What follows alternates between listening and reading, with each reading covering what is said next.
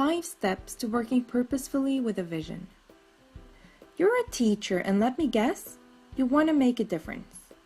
If you're like me, you actually want many things for your students. You want them to learn the content, but you also want them to be independent, to learn strategies and become critical thinkers. You want them to be creative and be responsible citizens who show grit and resilience and believe in themselves. But then you also have the curriculum, standardized tests, school policies, all directing your work and pulling you in slightly different directions. Overwhelming, right? When I started working as a teacher, I felt I needed something to tie all these different elements together so that they would make sense and feel meaningful. I felt I needed a long-term overarching goal for my students that would give me direction and clarity. I called this my vision, and it did not work for me. It was just another goal, more things to focus on and more work. I've now worked as a teacher for 5 years in secondary and primary schools in Spain and in Norway. I've been to a global teaching summit in India to reflect on my vision, and I recently traveled to London to understand how other schools and teachers shape their visions, engage others, and make a real difference. I now realize a vision is more than just a goal. It's a dream. I discovered a more powerful definition of vision, one that actually makes my work a whole lot easier and more meaningful. So after a lot of conversations, observations, reflection, and analysis, I've identified 5 steps to help you find your vision and make it as powerful as possible. I've tested it out in the classroom, and as I was hoping for, a lot of things have changed. If you want to work purposefully with a vision, the first thing you need is a vision. This part is the trickiest because it can be difficult to know what our vision is, and we're sometimes fooled into thinking that we have one, when in fact what we have is a goal and not a vision. So how do you find your vision, and how will you know it's a vision you've found, and not something else? The first place to look for your vision is in the past, because your vision is rooted in your own experience in the world. Knowing your own story will help you unveil it. Look for answers to the question, what do you care about? Think about your values. Think about people who have inspired you. Of moments of strong emotions, like times you were angry, frustrated, happy, or proud. Now take a look into the future. What do you see? What do you really want to see happen? With your story, your values, and what you care about in mind, what kind of future do you dream about? For your students? For the world? What opportunities do you want people to have, and what do you want your legacy to be? To help me understand my vision, Norwegian leadership coach Svein Harald Øyne asked me, what problem do you want to help solve in the world? At the intersection between the past and the future, between you and the world, and between your values and your hopes, lies your vision, your why. Your vision in the end is the answer to the question, why do you teach? The only thing that matters is that it's aspirational and that it matters to you, that getting there will make a difference and that you're ready to fight for it. You know why you teach, but having a vision will not get you far unless you engage others. Of course, you can set up structures and systems to force your students in the direction you want, but you'll end up exhausted and frustrated. Have you heard Simon Sinek's TED Talk about the golden circle and how great leaders inspire action? Simon talks about how people don't buy what you do, but why you do it. Sam, a teacher I met in London, illustrated this perfectly. He started his first year teaching, stating for his students what he wanted them to accomplish.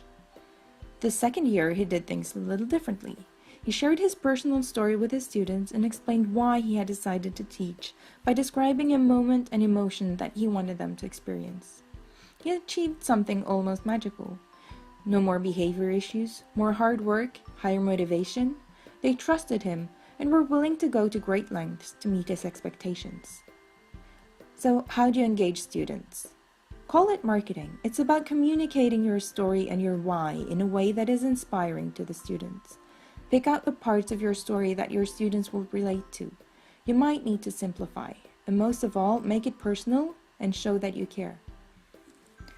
Letting your students know why you're there is an invitation for them to figure out their own why and fuel their inner motivation. At King Solomon Academy in London, all the students seem to have internalized the vision to the point where they've taken on the complete responsibility of reaching it. When you make it a shared mission, you'll make it as far as you want. And think about who else you can engage. How about families, other teachers, school staff? You know what difference you want to make, and your students will help you succeed. The destination is set. The question now is, how will you reach it? It's time to think about what evidence you'll have to look for to know you're on track. It's time to set goals. Think about what knowledge, skills, values, character strengths, or mindsets your students will need. The better you know your students and their context, the more relevant goals you'll be able to set. Some may seem obvious, but you can always ask your students for help. You have a vision. You know why you have one and how you know you're on track. Now you need to figure out what you'll do to get there. What systems, routines, strategies, or activities will help you? Oasis Academy South Bank is a school in London that has a strong vision for its students. It's about them accessing their dream jobs and being model citizens. This has consequences on all aspects of school life, from rules, routines, and systems to school layout, timetables, and activities. Some of the initiatives that open the doors of the dream job strand of the vision include 2-hour daily enrichment programs, such as essay writing with PhD students and professional projects designed in collaboration with businesses of various sectors that allow students to gain knowledge about different careers and professional experience as interns before they graduate from high school. Even lunchtime is vision aligned, with professionals attending as guests at student tables. When you know what you want to achieve and what to look for, you'll discover endless opportunities and that everything can be turned into a meaningful learning moment. So be creative. And that's it. It's time to get moving.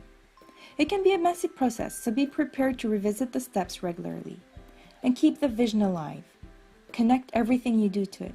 Because even dull exercises become engaging and meaningful when you're not just practicing the division algorithm to get good at dividing numbers, but you're actually training your brain, because it takes a well-trained brain to change the world. As Kofi Annan said, "To live is to choose, but to choose well you must know who you are and what you stand for, where you want to go and why you want to get there." To get there, engage others and make it a shared destination. Set goals, find opportunities, take action and redirect your course when needed. Your vision, your why will make it easier to plan, prioritize, and organize your work. So enjoy the journey. Oh, and if you want an example of how to put the steps into practice, I'm sharing my own experience from the classroom in a PDF. Now it's your turn. So, why do you teach?